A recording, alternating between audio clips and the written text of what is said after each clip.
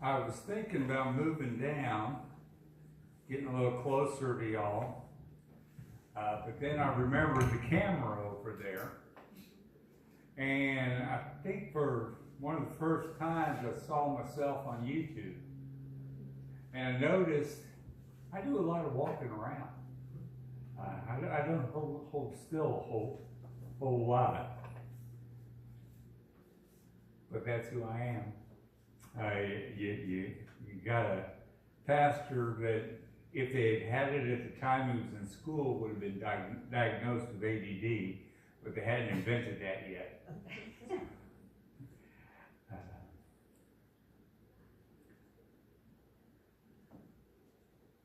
The next 2 weeks, I will be teaching from the Judeo-Christian Bible.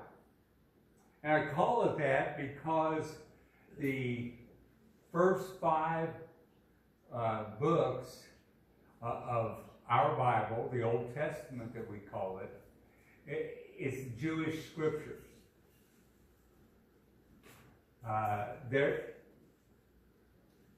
Their God is our God. The difference, many of them don't accept Christ as the Messiah. But the foundational wisdom that Christians have come from those scriptures. We have we're at crisis level in this country right now. We have no moral authority.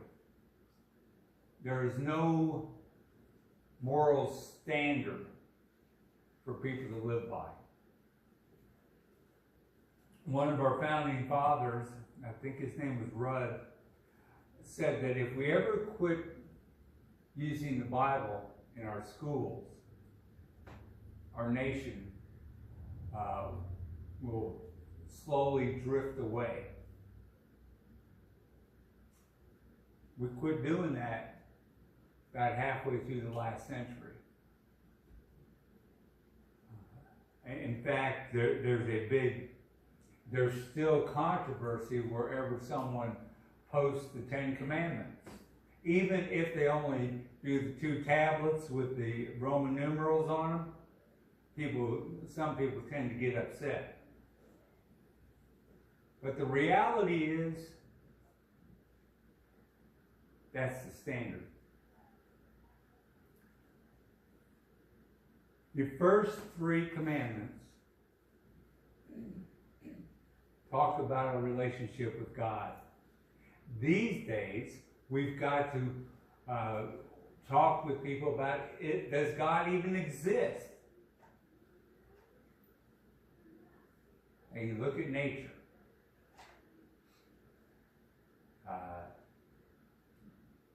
How many different kinds of bugs are there? How many different kinds of plants are there? How have we had supplies to feed our people, supplies to build our homes, without everything kind of being there for us? I was watching YouTube, and a lot of my recovery from the surgery a couple months ago was sitting there watching YouTube. And it showed a incident that we had this year. This year has been an astrological phenomenon. We had the eclipse. We've had a special moon we had a blue moon in this last week. But remember when we could see the aurora borealis this far south, and people told me you could see it better through a camera lens than you could see it with the naked eye? What caused that was a solar event that came this direction. Now, the Earth, and I can't explain all of it in detail, the Earth has around it a electromagnetic occurrence from our gravity and space and everything else that protects us from a whole lot of things. Part of our atmosphere, our density protects us from most asteroids, most meteorites, things like that, burn up on the way here.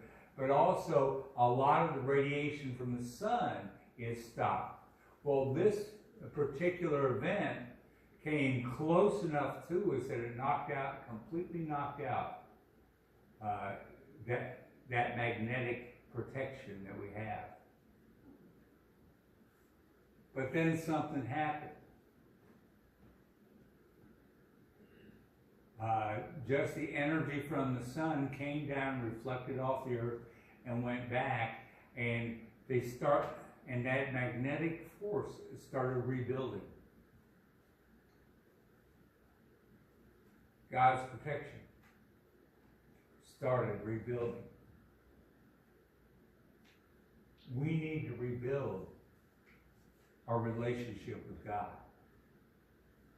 Our relationship with the Son was rebuilt in a very natural way. I think it took them 10 or 15 minutes on YouTube to explain how all that happened. It would take us longer than that to start rebuilding our relationship with God as a nation. But God started out, I'm the Lord your God who brought you out of Egypt, out of the land of slavery. Our God is a God of freedom.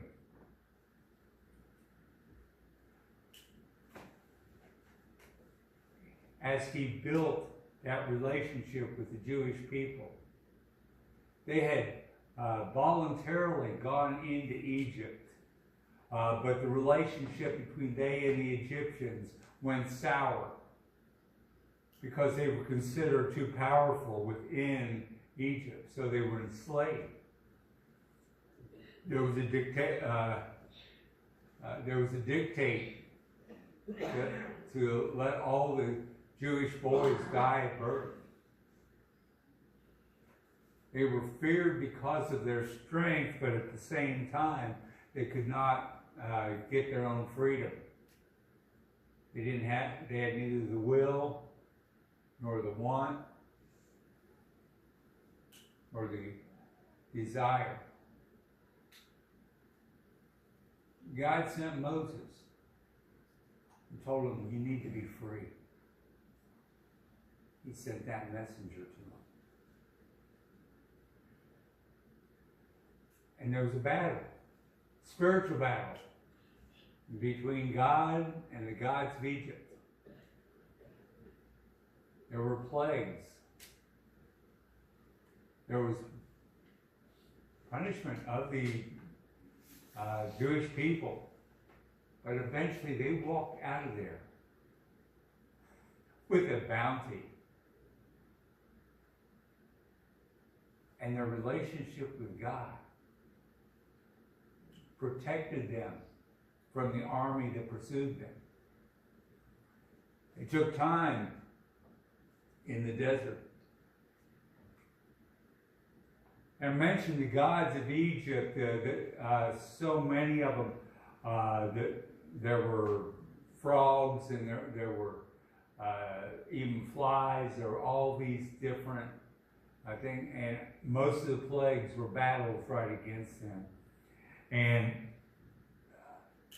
every nation back then worshipped something. It was usually a statue of something. When Daniel was in Babylon, the emperor built a huge pillar, 60-some feet high, of pure gold, and told everybody to bow down and worship him. Daniel and his buddies didn't do that. In fact, God said, "You shall have no other gods before me." It's ironic that one of the most popular TV shows for many years has been The American Idol, because everybody knows if you get to a certain stage in your entertainment career, you become an idol. Who's that gal right now? She's dating some football player. Taylor Swift. Taylor Swift, okay. She's at that nearly worship level. It's so many. But we got to remember, she was born just like we were. She is a unique creation of God. We are to worship the God who made each of us. And God talks about not making any images in any form of anything on heaven or earth, beneath or in the waters below. Don't bow down to them, don't worship them, for I, the Lord your God, I am a jealous God, punishing children for the sin of the parents, for the third and fourth generation of those who hate me.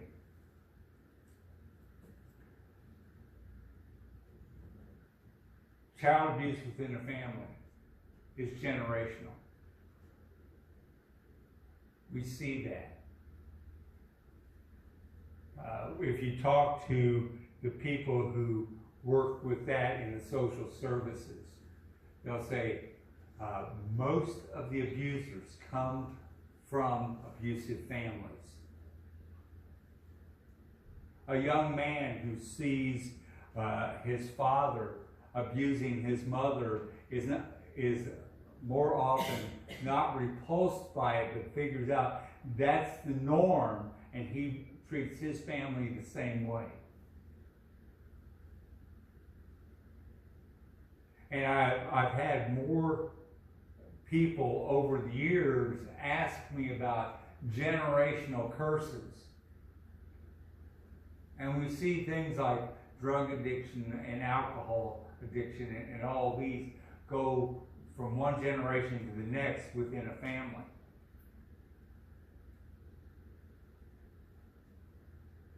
And I said, well, why don't you focus more on the other part of this commandment?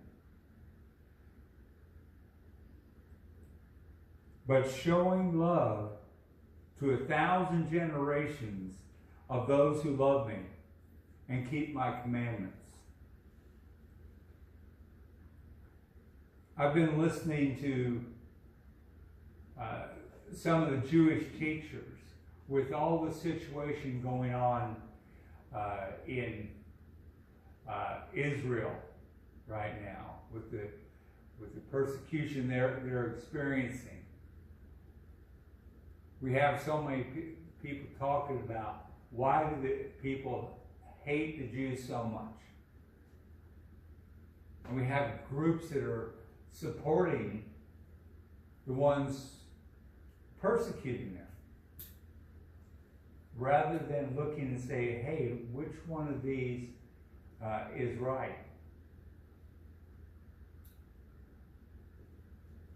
But they're not even focusing on the conflict, they're just focusing on the culture.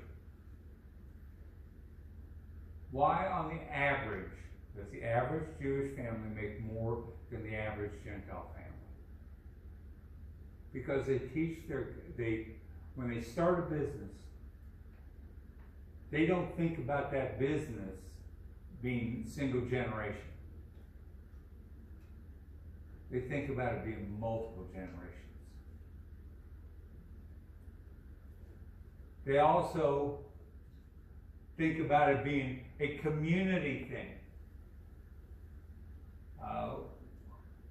There's a small town nearby that I was hanging out with I was going over there for breakfast for about a year or so, and just talking with a bunch of guys, and I talked about a new business that had just opened in town, and they said, "Oh, it won't make it. There's no way that they're going to make it, because in this town, it's like people intentionally do not shop locally." Now, there were one or two businesses in that town. They were owned by locals. But even though this was a new business starting up, run by locals, people just didn't go there. And they folded pretty quickly. Now, part of that is so many of us have worked for other people our whole lives that we don't know how to run a business. There's a big difference between ownership and just working. But the Jewish people have passed their skills on within their community from one place to another, and they support each other. We used to do that. And when we do it, and I know families that we talk about the family farm. The family farm, the third, fourth, and fifth generation. And there's other businesses. They've gone for, their third, fourth, even seventh and eighth generation. I heard of one company, and I forget which one it is, but they are actually on their 12th generation with that business. That means it was founded about the time the country was.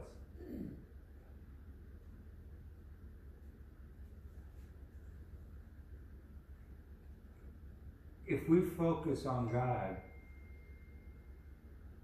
He will bless not only us, but He will bless our children and our children's children.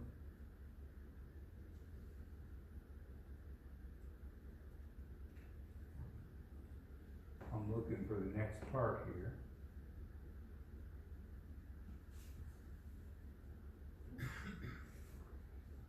Oh yeah.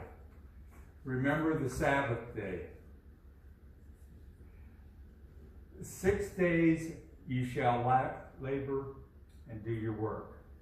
The first verse is, remember the Sabbath day by keeping it holy. 6 days you shall labor and do all your work.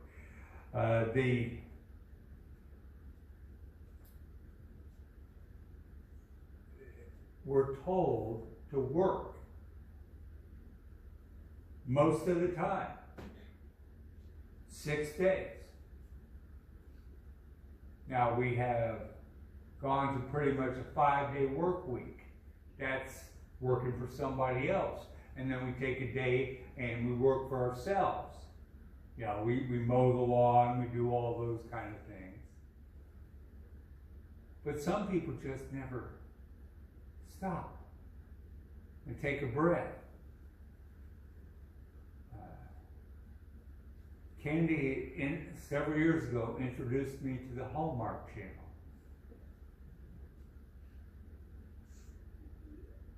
The Hallmark Channel has everybody starts as a workaholic. They're somewhere in that corporate grind. They are glued to a cell phone that keeps them in contact with their boss or the company 24/7. The boss wakes up at 4 a.m. with a good idea, calls and tells you about it. You're having pizza with your family. the boss finally gets around to reading a report you wrote 2 weeks ago, it calls and tells you about it. I see people smiling back there.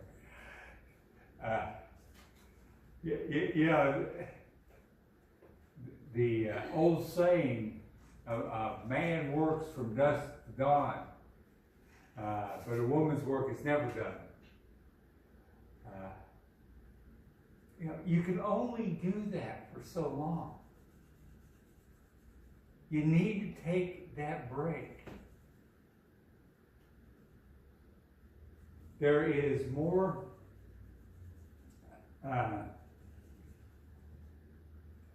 PTO, paid time off, is a big thing in business now. That you not only get this many days vacation, you get this many sick days, you get, people are more worried about the time they get off, but then they find out that so many companies, if you take that time off that was negotiated in the contract and everything, then you're not a team player and you're not going anywhere within that company. When I was in the military, we got 30 days leave every year.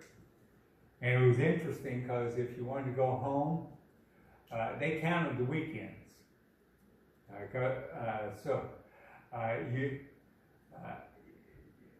If you went from this weekend to this weekend, y'all actually burned 16 days of that leave. But I had young officers who they were so valuable they couldn't possibly use all that leave, but they had to, because if you accumulated more than 60 days,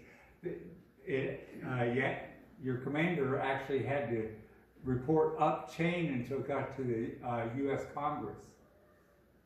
So you always had to burn it. These guys would take 30 days of Saturday and Sundays because they wanted to be, and even then they'd stay right in the local area in case they were needed. Take some time off. Take a day. You want proof it works? Look at Chick-fil-A.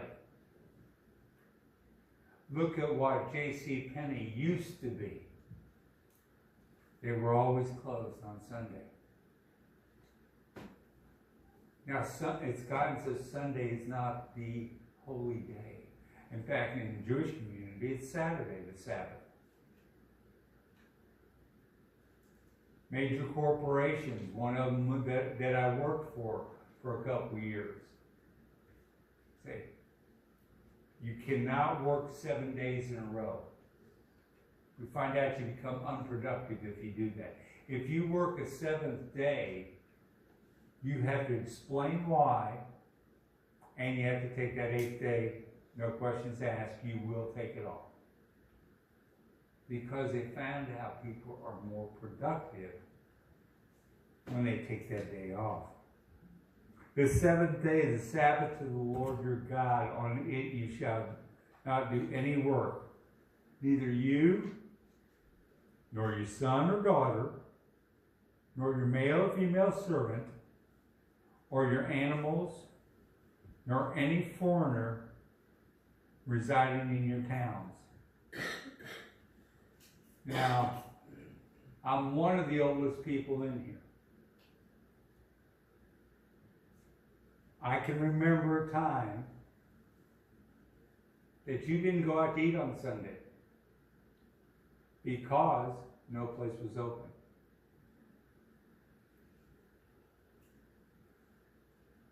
You didn't go shopping on Sunday because no place was open.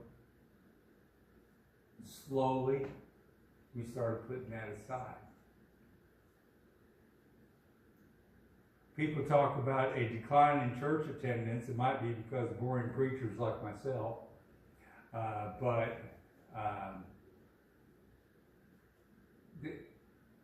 there's so much to do all the time now.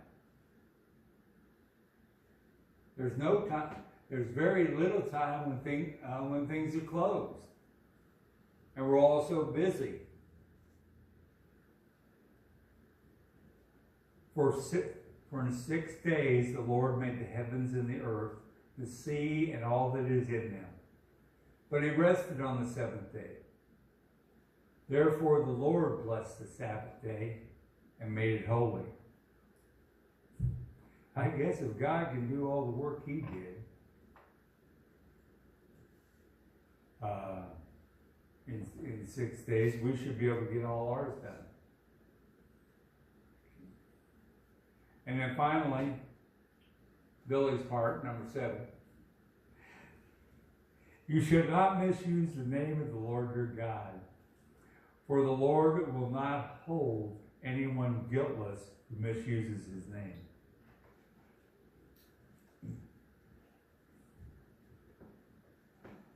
There's a lot of controversy about this.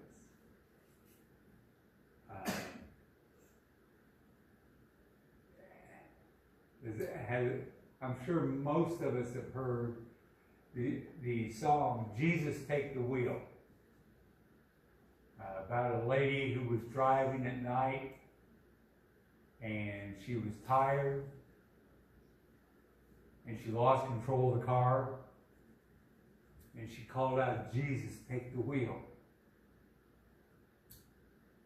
She was calling out for the Lord's help, but people would say, well, that was wrong. She shouldn't have used Jesus' name like that. Why not? It was what we call an emergency prayer. We can call out for God in ways that some people would condemn. But if I start using his name to curse people, when I say things like damn you, I'm using his name. I should be using it more often to say bless you.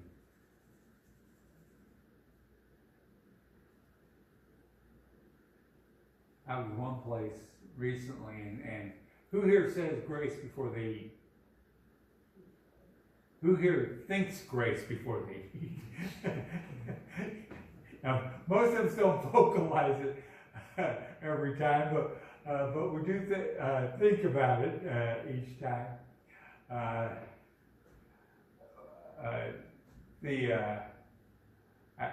had one guy ordering a while back, and it was quite a while back. He said, give me some GD this or GD that. And I got bold that day and said, are you going to eat that after you cursed it? You know, I usually ask God to bless my food, not curse my food. So,